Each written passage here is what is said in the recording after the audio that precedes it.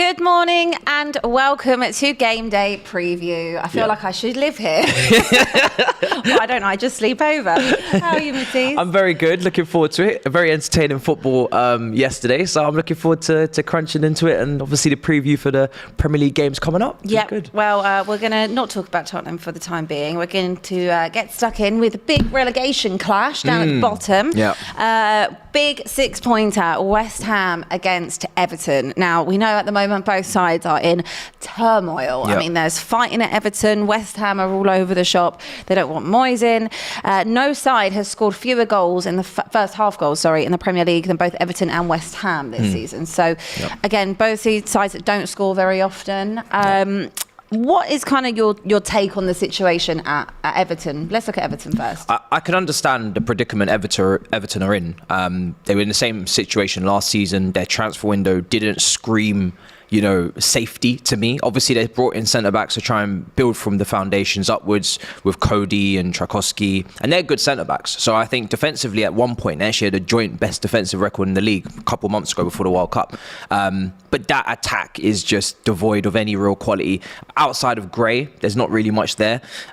So for me, I'm not really surprised in the situation they find themselves in. Obviously, it's really toxic at the moment. You could ask yourself the question, obviously Lampard got them safe last year, but is he kind of known for getting teams out of trouble? Is he even experienced enough to be in that situation? You look at your Sam Allardyce's, your Sean Dyche's, maybe would be the kind of manager they need at this moment in time to really guarantee safety.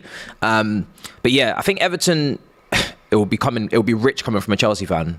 And we are rich, but they have spent a lot of money, and I feel like their transfers over the years, have kind of caught up to them, and now they are trying to penny pinch a little bit now, and obviously the new stadium.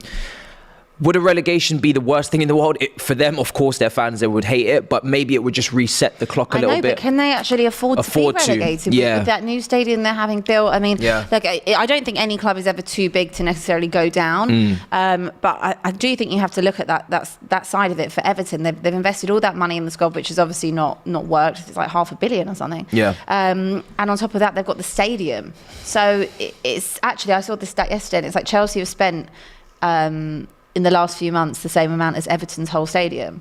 Just a good Chelsea stat for you. But where'd you get that one from? I read it somewhere online. Wow, that's insane. But actually, there's a message from Nottm here who said, Abbi and Matisse, do any of you truly believe that one of Everton or West Ham, who knows both, could get relegated this season? I think one of them will do. What do you reckon? Is this a real... Yeah. This is a real thing that either for team Everton, can get for sure. relegated. I mean, West Ham, I'm still in shock that they're even down there. But for Everton, it's definitely a real danger, and I would not be shocked if they went down. Even a player like Anthony Gordon, who was quoted 60, 70 million in the summer. Madness. Thank God we didn't sign him, no offence. But, I haven't really seen him consistently starting at the moment. I don't know if he's come back from injury, but he's on the bench more often. He was meant to be like their go-to guy. So I don't know what's going on there. For West Ham, I mean, if they were to go down, it would be shocking. When you look at the team that they have, for me, on paper, they've got a team just as good players-wise as Newcastle. If you look at the quality, your Scamacca's, they've just signed Danny Ings, Paqueta, even Cornet, Bowen. They've got talent in there. There's just something's just not clicking for them, is it, at the moment? This season. And we had Nicky on the show with us last night for Gameday Live, and he was kind of saying, it's Moyes and all of that, but it's interesting how much things can turn it on its head. They couldn't get enough of Moyes. They were in Europe. They were challenging, competing. They were, pushing for European places. And you look at it now. Is it to blame with Moyes? What is the root cause of the problem at West Ham? I think their transfer strategy in the summer was very opposite to what I've seen Moyes deal with in terms of player profile. He tends to go with an Antonio, a Fellaini, be a little bit more direct. And they went with very technical players that are suited to, possession and trying to dominate games more. And I completely understand where they're coming from that side. They want to change their style of play, maybe start to play a more attractive brand of football. Scamacca, Paqueta, these are technically very good players. But then you have got the wrong manager. Then you've got the wrong... So for me, it's a mismatch. I think, Moyes has done a great job in the past at Everton, and obviously he's doing a great job here. And he's got that kind of ceiling for me of around, 6th, 7th sometimes even fifth, obviously, for Everton before the big four became the sixth. But if you're talking about this type of player, I just don't believe he's accustomed to managing these players. And we kind of saw it maybe at Man United in a way. You know, he could have signed Thiago, or he could have signed Fabregas and he went with Fellaini. So it's like, for me, I'm just looking at him thinking... He did do a job for him. Yes. Good job for him. I'm looking at him thinking it's just a mismatch profiles-wise, and they do need to get a new manager. They 100% do. Well, I think it's clear that maybe both... This is going to be El Sackico. I'm sure there's something is going to give here. If it's not at Everton, it's going to be with West Ham. So I want you to tell me, who do you think is going to get the sack first? Because we know that the writing is on the wall for both. I'd say Moyes. Moyes because first. I think Lampard, although he's not doing well, obviously they're in a relegation fight. I feel like the expectation is to be in and around that area and just to escape. So he has maybe more time to get himself together. Whereas West Ham are massively underperforming. They should be minimum in the top 8. Okay. What is your prediction for this game? I'm gonna go with a 1-1. 1-1. Not going with a draw? Yeah, I'm going to go with 1-1. Okay, might save their job for another week. There is a super chat from Shorty AFC saying, I chanted Coys last night, and for what? Feel like a fool? I mean, I could have told you that. You are a fool. Is that an Arsenal fan, obviously, that is an Arsenal fan. Don't ever back Tottenham. And I say that with love. Right, let's have a look at Southampton Villa. James Ward-Prowse has scored 4 goals in his last 4 games. Yes. Last week, obviously, with that kind of double over Everton. I absolutely love James Ward-Prowse. I think it's crazy that no one's come and picked him up. But Aston Villa, looking okay under Unai Emery. Sometimes they're a bit up and down with their form, but overall, he's doing a pretty good job. Yeah, they're like a Crystal Palace for me, where you don't know what you're going to get at the moment, but of course, Unai Emery as a top manager, he's shown himself his European pedigree at Sevilla, etc. And you know, they've got some really good players as well. Coutinho has not been featuring as much; he's kind of been pulled to the side. You look at Buendia, Watkins, all these guys. They've sold Ings. I'm a little bit surprised, to be honest, with this Ings transfer out, because when they signed him, obviously it was him and Watkins to go up top together, but maybe too injury prone. And I was going to say it could be to do with the injury side of things. He is very, very injury prone. But I've liked their setup. You know, Douglas Luiz in there, so it's been really good from Villa. I think that, you know, what do we expect from them? Probably mid-table, so there are going to be some iffy results in there. It's going to be very up and down, inconsistent. But I think this season is all about solidifying that mid-table spot and then, you know, kicking on. Because under Gerrard, for me, they were underperforming again as well. Another manager that maybe needs more experience at the top level before you throw him into a job of that magnitude. It's a big club, Aston Villa, a lot of pressure. So yeah, I think he's doing a good job. He's kind of stabilised them, got them playing a little bit more, you know, a little bit more organised. Put that double pivot in there, and I'm happy with them. I think they're on the right track, so I'm looking forward to seeing what they do next season. I think this season's just going to be mid-table. Yeah, just. And on Southampton, they got their first win in 4 the other day. Yeah. But obviously they had their 2 cup wins. It kind of gave them such a massive boost and bounce, didn't it, for Nathan Jones as well.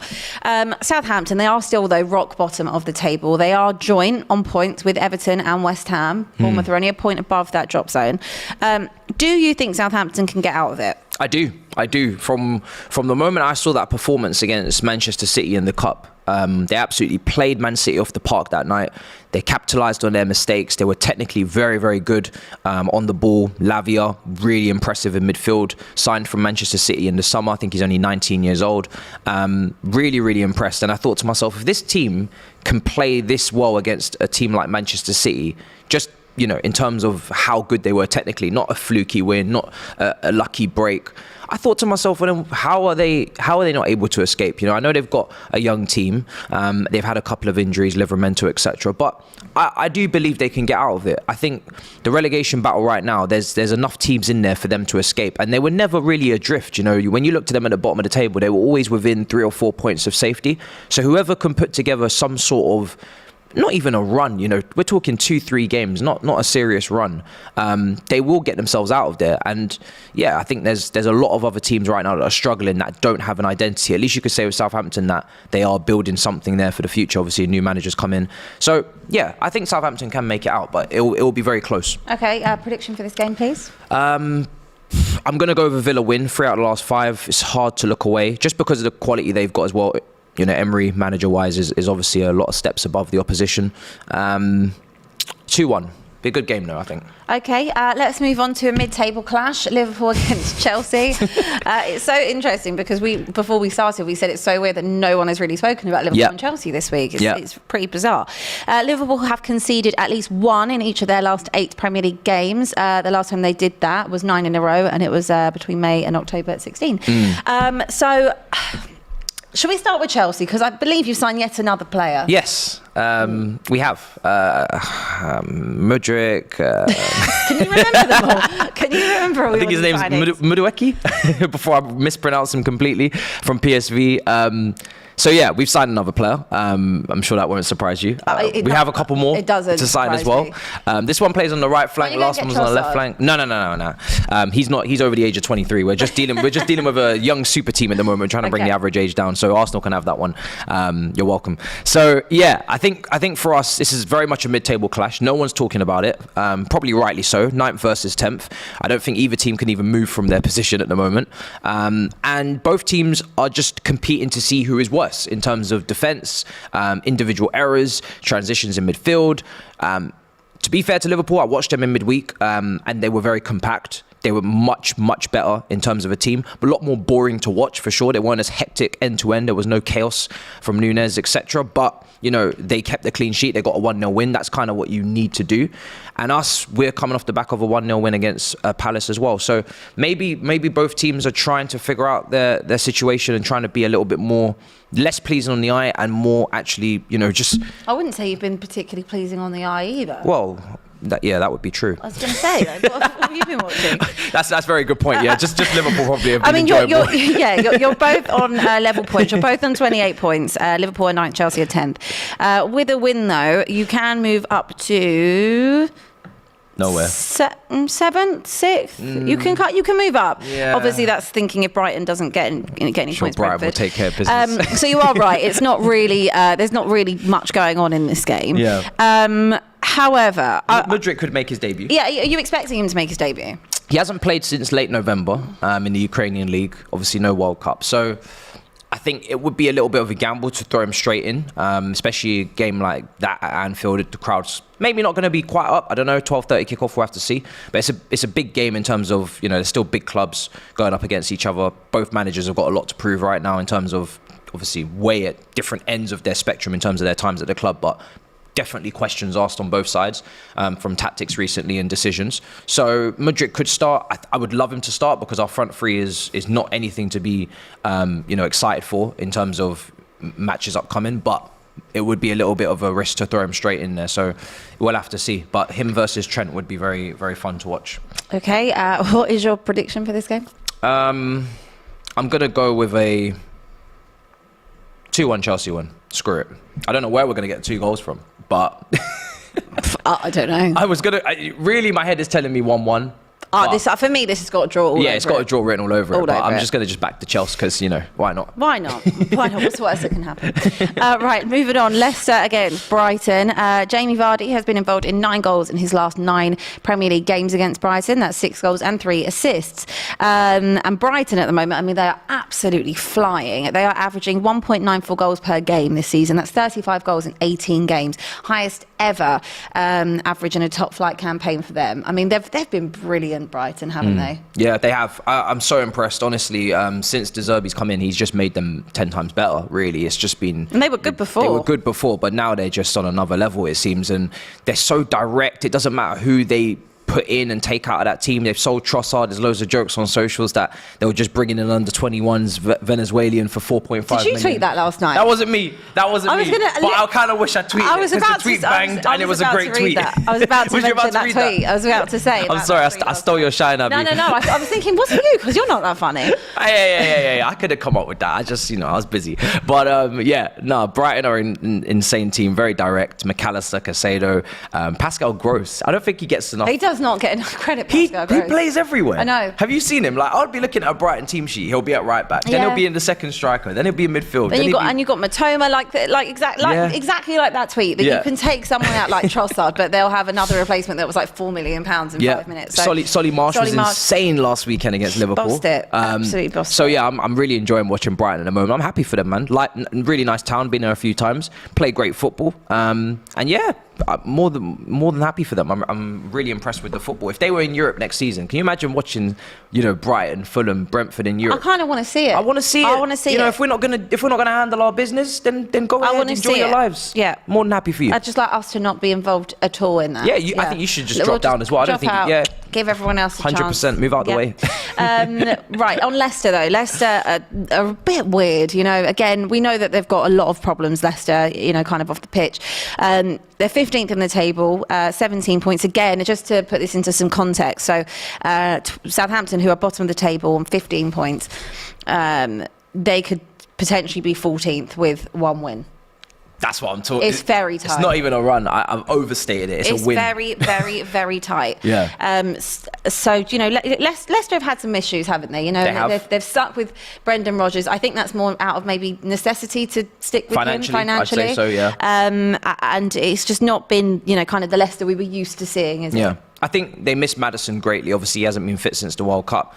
4 defeats out of the last 5, I think it is. And yeah, Maddison's key for them. But I think we've spoken about it before, the lack of the lack of, I guess, qualification for the Champions League in those back-to-back seasons where they finished just outside has probably dented the confidence of the squad. And they've had injuries to Justin and Fofana leaving, so they've had a lot to deal with. Vardy's obviously fallen down the pecking order. Also, I'd say there's a pretty ageing squad. It is, there as well. yeah, in some areas for sure. Tielemans is obviously on his last year, so there is a question of how do you motivate that team to go again when they've just missed out on top 4, won an FA Cup, you've kind of hit your ceiling, there's nowhere to go from here. Team probably needs a refresh. And management. Yeah, management. Management, again, what can Rodgers really do for me? He's won an FA Cup, he just missed out on top 4. Yeah. I don't like it when, I guess, I see people disregarding the Poches and the Rodgers because they feel like they're bottle jobs or whatever. Just look at the clubs that they're at, look at the expectations, look at the overachievement, look at what they're working with, and then put it into perspective in terms of what do you really expect these managers to do, especially on top of that when they play an actual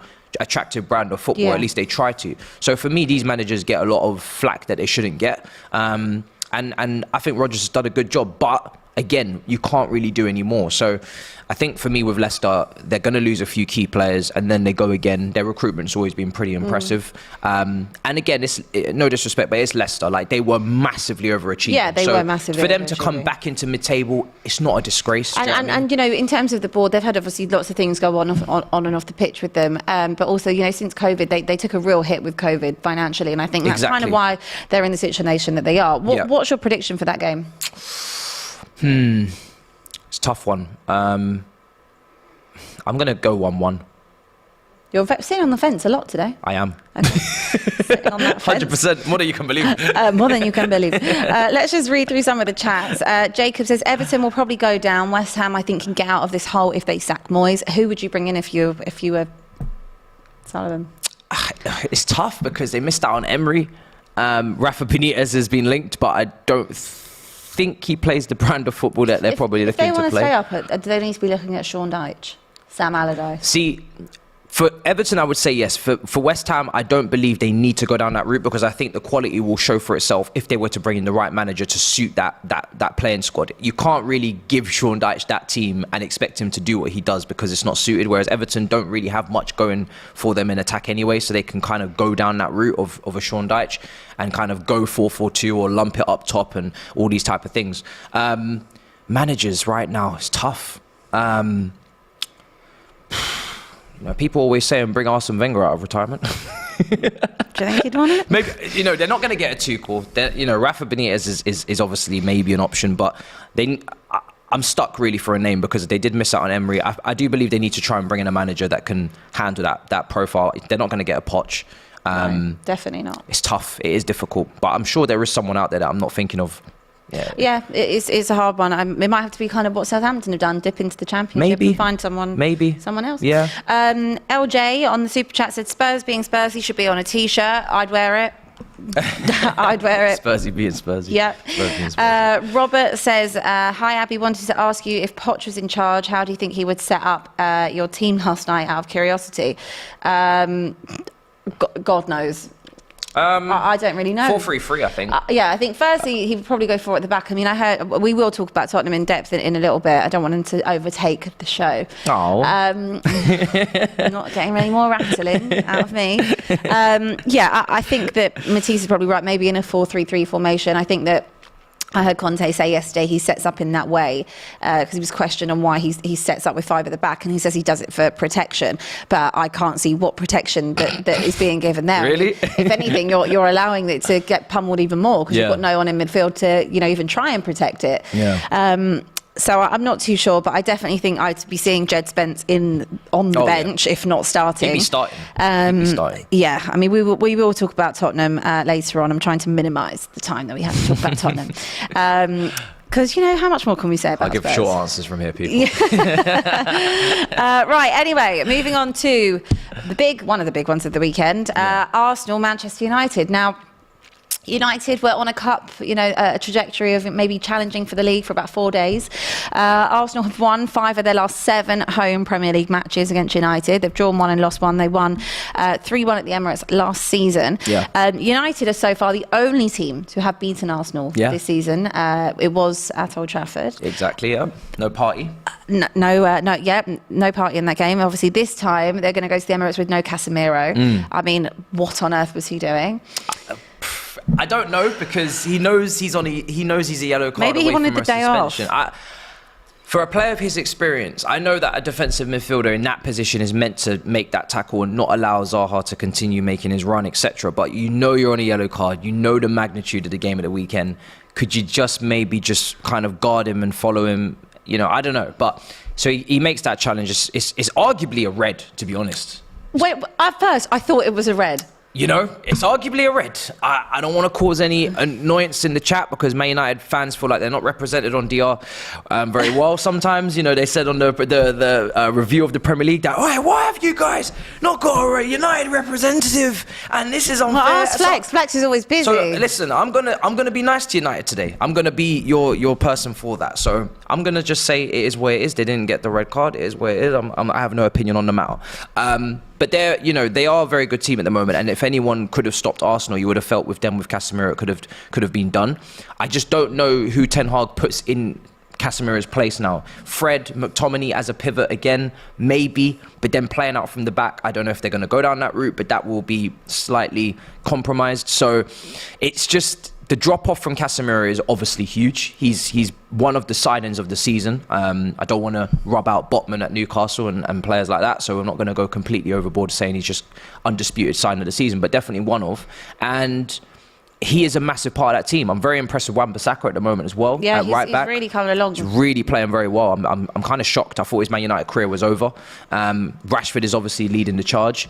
Anthony, not moving me at the moment. The performances aren't quite there. Eriksen is pivotal for him as well. Me, I would take him out and go and do what they did against City and go and get Bruno back in there, get Eriksen in there, take Anthony out. But in that midfield, I think it's going to have to be maybe McTominay and Fred, because if you just leave it to Fred, and he's not even a DM for me anyway, you are asking for trouble against this Arsenal team, because we saw what happened with Tottenham. Yeah, they with swarmed the midfield. You. Yeah. So Eriksen and Fred for me, you need probably McTominay back in there. You need legs. You need to be able to shut down the spaces, close them down. You need to be on Odegaard like a rash.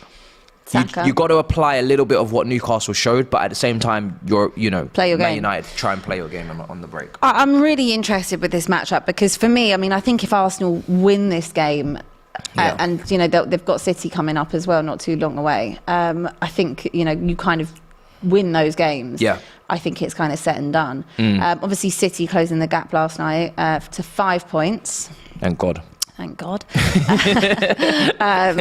So yeah, it's interesting, but United are looking good this season, so I definitely don't want to write them off. What do you think then? In terms of prediction, I think this is really close to. It's going to be a great game. If Casemiro was fit, would you say that you were leaning? I would have given it a draw if Casemiro was fit. I really would have. I think Man United right now. Emirates is a tough place to go. It is. These days. I think Ten Hag, Man United, the way they've been defensively, so solid. I would have given them the point. With Casemiro, with no Casemiro, I think it's fair to say that I'm slightly worried about that midfield. It's going to be interesting to see what they come up with. but I can't go against Arsenal, unfortunately, with no Casemiro. So I'm going to go 2-1 Arsenal. Okay, interesting. That'll be an interesting morning. Super chat from Lil P said, good morning to the two representatives of the London sewer clubs. Big up. P.S. Trossard and Mudryk all day long. Winner Paul said, Ma is everywhere. What's next? Is he doing his coaching badges? He has been everywhere. I am actually. I'm going to be going to... You actually? I'm going to be going with the FA in a minute and getting... I think it's only serious. Right. I think it's only right. I actually might have a job at Tottenham. I tell you what, it couldn't be any worse than what I'm looking at now. Would you take me as manager? Yeah, probably at the minute. Fair play. No, I wouldn't, because it's the board. Have you not seen the tactics show with James? I'm honest. It's a good tactic. I want to play free midfield against Arsenal. I'll take you as a chairman. Robert Stevens on the super chat said, Arsenal win this game 3-1. I am certain. Yeah, guys, send in all your predictions, please. And Axido said McFred is going to pocket Partey. Can you say that? How's he going to do that? Fred versus Partey? He'd be in the wrong position, in my opinion, if he was doing that.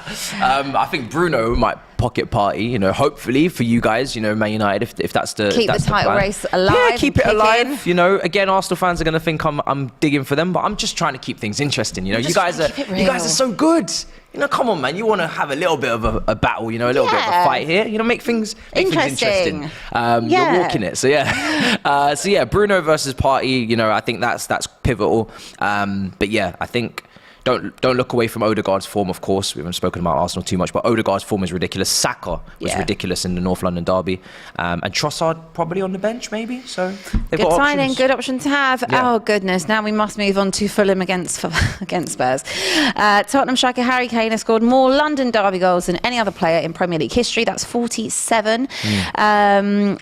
Alexander Mitrovic has scored all 4 of his Premier League goals in London derby matches this season. So impressed. I hold my hands up. I thought Mitrovic was going to kind of plateau in the Premier League. Yeah. He's done what he did in the Championship, and I thought... Because he's been here before. Yeah, he's done it before. He's been here before. I thought, okay, he's going to get a steady 10 goals, but he's not going to light the place up and do a madness, maybe 12 at a max. And he's come in and he's been a revelation. So fair play to him. I know a lot of people, including myself, would have thought that not too much from him this season. A lot of people thought he was going to smash it, so fair play to you guys. But yeah, he's the shining light in that team. But there's others as well. So Fulham, for me, well and above overachieving, along with, like we said, Brentford and Brighton as well.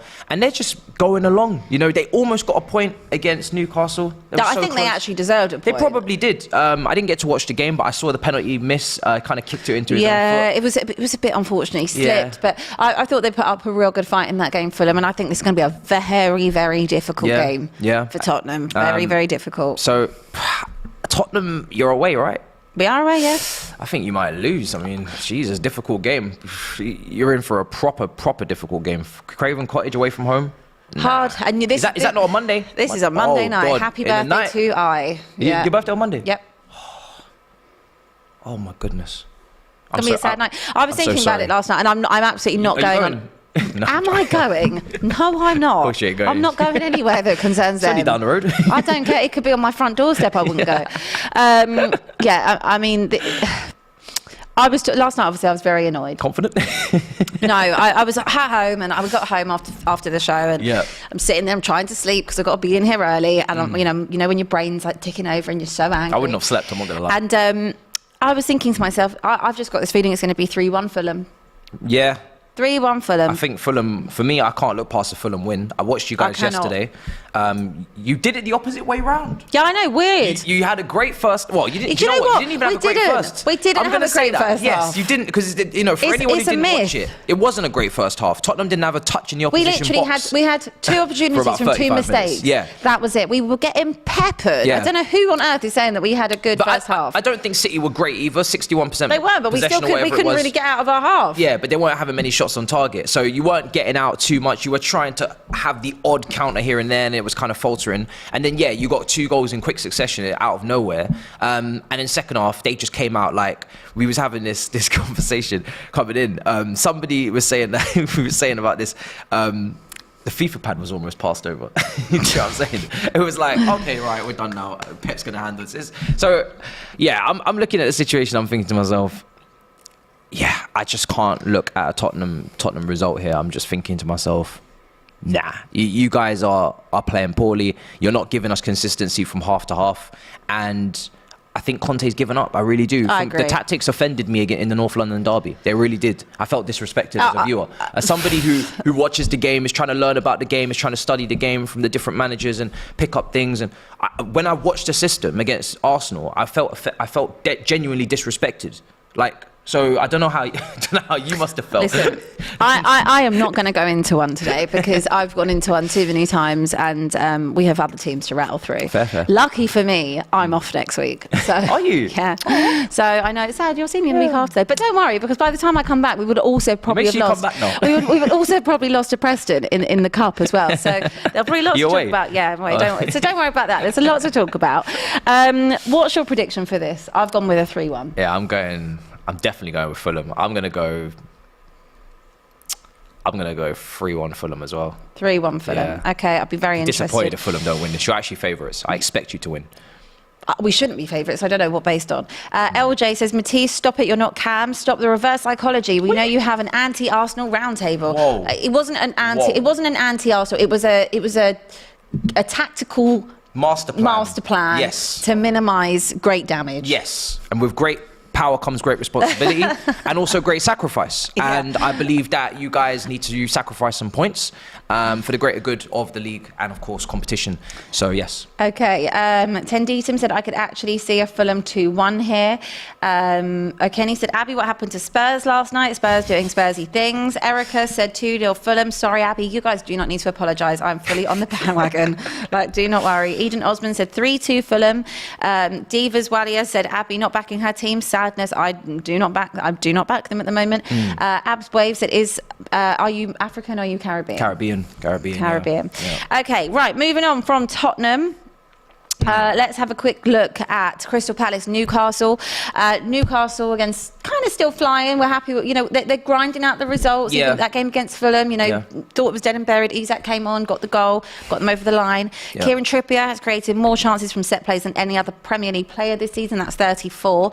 Palace pulling that last minute result back. Elise, doesn't celebrate. No reaction. Love it. Cold. Ice cold. What a free kick. Yeah, unbelievable. The free kick was unreal, and I'm so happy for him because I genuinely believe he has so much potential, and I just hope that he fulfills it. I really do. Such a good player, great to watch on the eye. Him and Eze, their kind of connection, their combinations is great. It's a really exciting Palace team, but it is obviously very inconsistent. You don't know what you're going to get from one game to the next. And Newcastle, again, really happy for them. I've said it before. I think if I could have chosen any team to be blessed with this kind of oil brother money, I would have picked Newcastle. Massive fan base, massive stadium. Sleeping giant. They've had obviously Mike Ashley, pushing them down, Sports Direct for all those years, and now they've kind of been blessed with that, Abramovich bag, that Sheikh Mansour, bag. So I'm so happy for you guys, and if this is going to be a crazy season and my team doesn't do the business, which it looks like they won't, then, someone fresh gets an opportunity at the Champions League, and I want them to qualify now. They're in there. They've shown, so much mental fortitude so many times to win games late on. They've got basically a brand new signing in Alexander Isak now fit and playing. They probably could do with a little bit of, movement in the market, I think, as well, just to go again and really push. Because obviously, I think Guimaraes is injured. Yeah, it looks to be that way. That's a massive blow. He is outstanding. One of the best players in the league, in my opinion, especially in midfield in his position. Spraying the ball around, winning it back, goals, press resistant. He's just unbelievable. So I think they need to enter the market because that midfield...